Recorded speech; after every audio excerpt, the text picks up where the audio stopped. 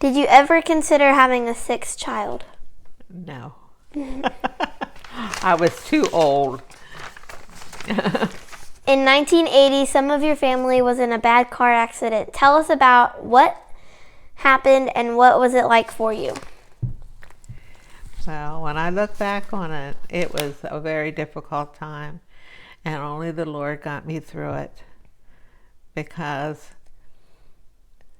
Renata was only a month, and maybe she was 6 weeks old. I'm not sure. I haven't, or 4 to 6 weeks old at the time. And what made it bad is we were all on our route up to Rochester because the three girls were going to be in a wedding of their aunt. And we stopped at Uncle Keith's on the way at Lewisburg for Thanksgiving. And we had family there, and we all celebrated Thanksgiving together. And then your mother came down with appendicitis. So she had to have her appendix out the next day. And I stayed behind with Nathan and Renata. And I know the Lord knew what he was doing when he had that happen. Even her appendicitis, because if we all would have been in that car, we could have all been hurt or even killed. Because back then we didn't have car seats. We didn't have seat belts. We didn't have any of that kind of thing. So Krista and Sonia and their dad went on to Rochester for the wedding, and I stayed behind. And even the hospital where your mother was in wasn't right there in the town where Uncle Keith lived. We had I don't know how far south it was, but we had to go a ways to get to the hospital where she was. And I happened to be there visiting, knowing that the following day she would come home. And down the hallway, I saw my brother coming, and I thought, I wonder why he's coming. And he came to bear the news that there had been an accident, that Walter and Krista and Sonia were on their way back, and it had started to snow, and a car from the other direction slid into them. And they were going to be in Williamsport Hospital, which was north. It was about a 45-minute drive from where we were. So I had to say goodbye to your poor mom. I felt so bad having to leave her there, and she was crying, and I felt so bad, but I had to go. And so I had to go up to Williamsport. I didn't even get to go home and nurse Renata. Boy, was I ever. Well, I won't go into that. Anyways, we got up there and went to the emergency room, and I could hear your grandfather screaming as they brought him in. And Sonia and Krista were already there. And Sonia had just a few lacerations on her lip and in her mouth. And because she was in the front seat, and Krista was in the seat behind, sleeping, stretched out. And so she was thrown forward and broke her femur in 2 different places. And so when I saw her, you know what she said to me first? She said, "Mom, tell my teacher I had my homework done." That's the first thing she said to me. And so they were there in the hospital for, almost a month. And I would go and visit one, and then I'd go visit another. And they had them both in traction at first. And of course, your grandfather had the multiple injuries in his left leg. Krista had the femur done, and so they scheduled one day for the Shreks to have their operations because they were going to fix their bones. And Krista, however, one day when I was in there, she wasn't responding to me. She was just laying there, almost motionless. and she wouldn't answer my questions. So I went out right away and said to the nurse, I said, there's something wrong. Something's going on. I said, she's very listless.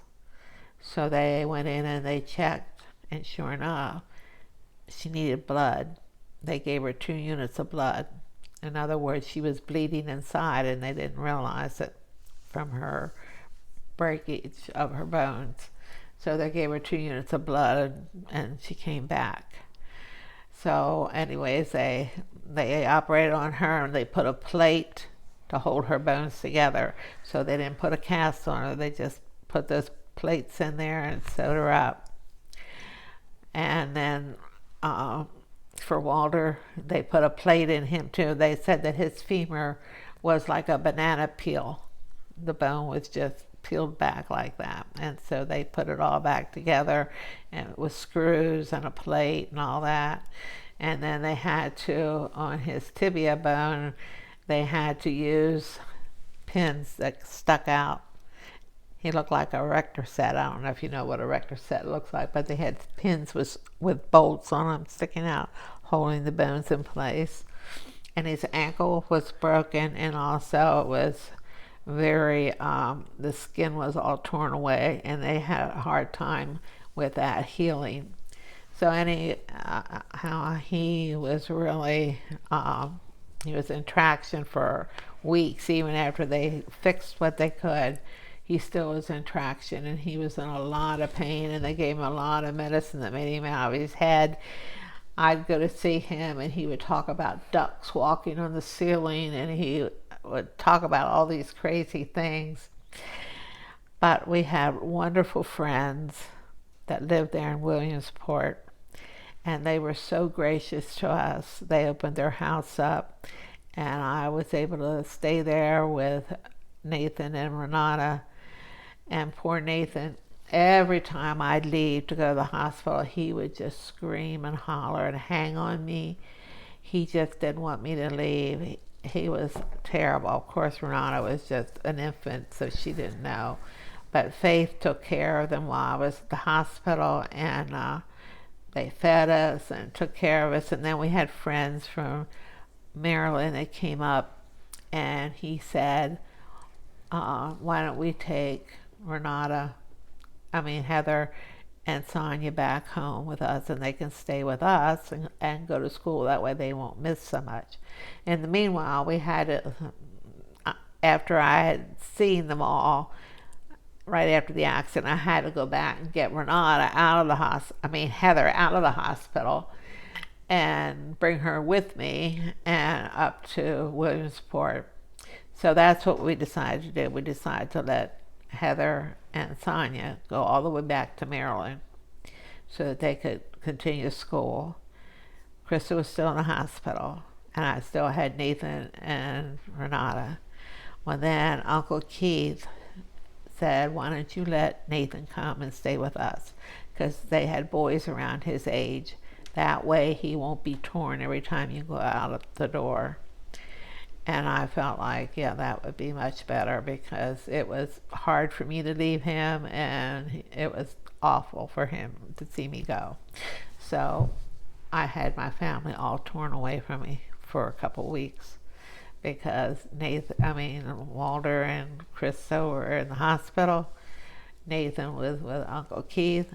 Heather and Sonia were all the way in Maryland, and I only had Renata. So. But that was a blessing, because I was at that hospital all afternoon, all evening, going back and forth between the 2 rooms, taking care of them. And I had so many hospitals to deal with. The one when I had Renata, the one where Heather was in, and then the one where Walter and Krista were in. And then when we went to Maryland, they were in another hospital. It was really something. Out of the states that you have lived in, Pennsylvania, Florida, North Carolina, and Maryland, which one is your favorite and why? Well, I'll have to say Pennsylvania, because that's where I was born and that's where I was raised. You visited Germany with your husband. Can you share 3 stories about your trip? Oh, that would be a long story, but I'll tell you one.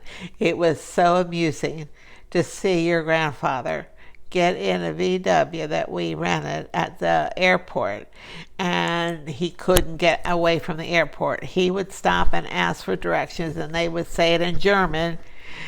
And your grandfather thought he surely would understand the German, and he looked at me and said, "I don't really know what they said." And so we would try it again, and 3 times before we finally got out of the airport. And let's see, another time was we were in this village where he had grown up, and he remembered as a kid that they would get up early in the morning, like at 5:30 or 6 o'clock, and they would go to a bakery and get hard rolls for breakfast. So he thought sure that this is exactly what he would do when we got there. So he got up real early and went to the town bakery. They didn't open until 9. So he couldn't get the hard rolls for breakfast. So those were very unique things. And then the other thing was when we went into the West Zone or the East Zone, we did actually go to where he had gone to grade school, and he saw the school. And also we saw where his father had been buried. And in Germany, they really take great pride in keeping the cemetery lots the way they want them. Everybody's responsible for taking care of them. And they didn't put grass down. They had like real fine gravel. And they would have little flowers and bushes growing all around the area. And when they would leave, and they would go often because they had to water the flowers and everything to keep them blooming. And when they would leave, they had a rake, and they would rake so that you would see no footprints leading around the burial area. They were so careful how everything was kept. And a lot of the engraving on the tombstones was actually in gold. And he told us that they had gold in his father's tombstone, but 3 times vandals came and took the gold out. So they decided they weren't going to put it back in after the 3rd time.